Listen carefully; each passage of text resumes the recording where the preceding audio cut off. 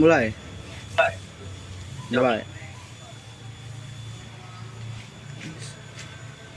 Assalamualaikum warahmatullahi wabarakatuh.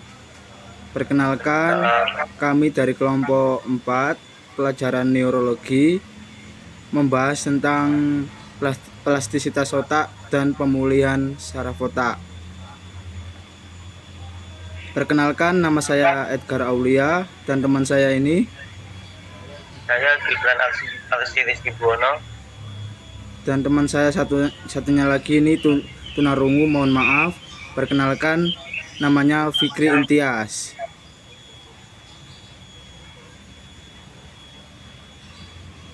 Ya, lanjut mas.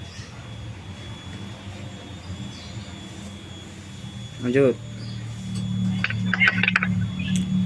Pengertian neuroplastisitas: kemampuan sel saraf untuk merubah struktur dan fungsinya dengan tujuan untuk mencapai kemampuan yang lebih baik untuk beradaptasi terhadap stimulasi yang baru, hal-hal yang baru. Pada perubahan fungsi pada otak disebabkan oleh pembelajaran dan pengalaman.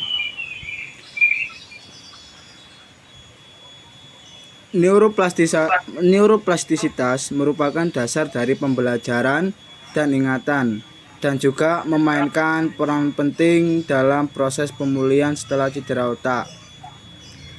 Neuroplastisitas didorong oleh aktivitas dan mengikuti aturan use it or lose it, gunakan atau hilangkan. Plastisitas merupakan sifat yang menunjukkan kapasitas otak untuk berubah dan beradaptasi terhadap kebutuhan fungsional.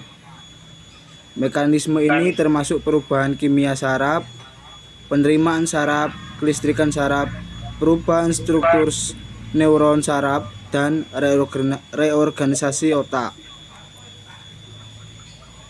Kemampuan otak sepanjang kehidupan untuk melakukan reorganisasi jalur neural berdasarkan pengalaman baru. Otak dapat mengalami perubahan sebagai efek pengalaman proses pembelajaran, terkadang akibat kerusakan atau stroke. Yang paling umum adalah ketika ingin mendapatkan skill-skill baru. Neuroplastisitas ketika saat meranjak dewasa. 20 tahun lalu, anggapan mature brain tidak mampu mengalami reorganisasi. Faktanya, mature brain juga plastis, mampu mengalami perubahan-perubahan yang ada. Hasil penelitian neurogenesis pada orang dewasa terjadi pada area terbatas, yaitu saat olfactory bulb dan hipokampus di hipokampus. Ini adalah tampaknya neuron saraf-saraf saat umur 1 bulan, sangat sedikit saraf-sarafnya. Lalu sampai umur ke 24 bulan, ini sudah sangat amat banyak, sudah penuh ini. Ini contohnya. Nah, semakin banyak yang kanan itu masih sedikit, yang kiri beranjaknya usia, semakin banyak cabang-cabangnya. Lanjut.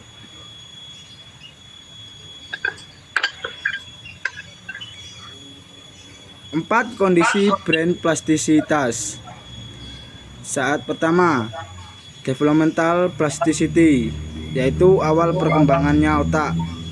Yang kedua, activity dependent plasticity, yaitu aktivitas khusus menjalankan tugas. Yang ketiga, plasticity of learning and memory, yaitu saat belajar informasi hal baru. Yang ketiga adalah injury included plasticity, saat kita mengalami kerusakan atau cedera pada otak atau saraf otak. Lanjut. Ini salah satu contoh-contohnya yang terjadi neuroplastisitas. Yang pertama, traumatic event. Yang kedua, disebabkan oleh stres yang amat berat. Yang ketiga, interaksi sosial saat berinteraksi. Yang keberapa ini? Yang keempat, saat proses pembelajaran. Yang ketiga, bisa disebabkan oleh diet. Lanjut, saat berolahraga, pengalaman baru, dan brain injury saat cedera otak.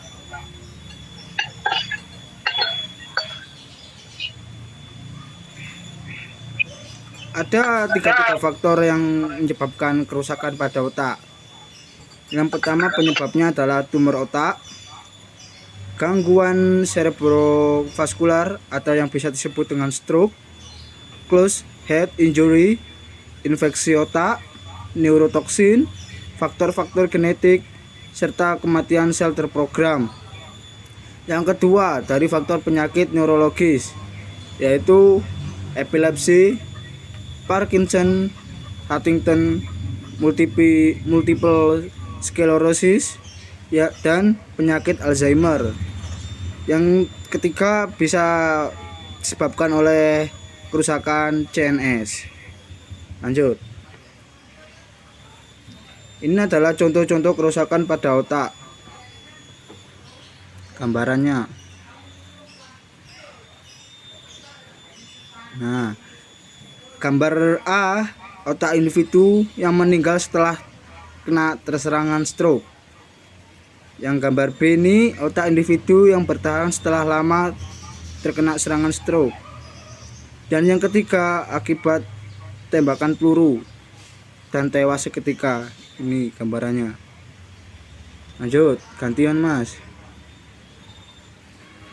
Akan saya lanjutkan pada kerusakan pada sistem saraf.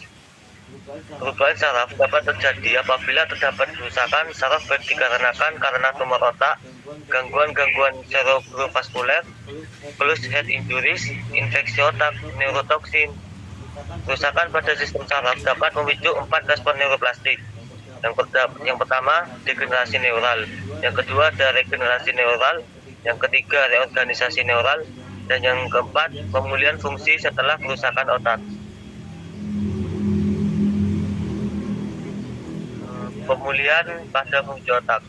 Berdasarkan konsep plastisitas, maka bila ada kerusakan pada otak, dimungkinkan untuk terjadi proses recovery atau pemulihan. Beberapa model proses pemulihan fungsi otak. Yang pertama ada model ekuipotensialitas, melalui aksi dari bagian otak dalam sistem tersebut yang tidak mengalami kerusakan. Yang kedua ada vicarious functioning, yaitu kehilangan fungsi setelah injury atau kerusakan diambil alih oleh bagian area lain dari otak. Yang ketiga ada denervation supersensitivity, setelah kerusakan sisa serabut saraf diduga menjadi lebih sensitif terhadap neurotransmitter dan jaras saraf aktif sehingga fungsinya dapat kembali. Suaranya kurang jelas. Mekanisme pemulihan. Oke. Pemulihan maksimal terjadi pada masa-masa awal atau golden period antara 3 sampai 6 jam. Tetapi pemulihan dapat terus berlangsung hingga beberapa tahun atau jangka panjang. Setelah hari pertama kerusakan otak, banyak daerah otak yang masih hidup meningkatkan atau mereorganisasi kegiatan mereka.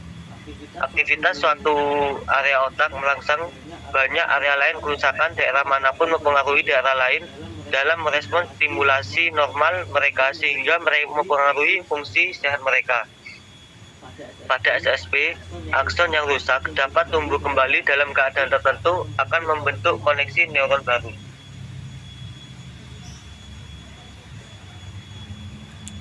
Sekian dari kelompok kami. Jika ada banyak kesalahan, mohon maaf yang sebesar-besarnya. Assalamualaikum warahmatullahi wabarakatuh.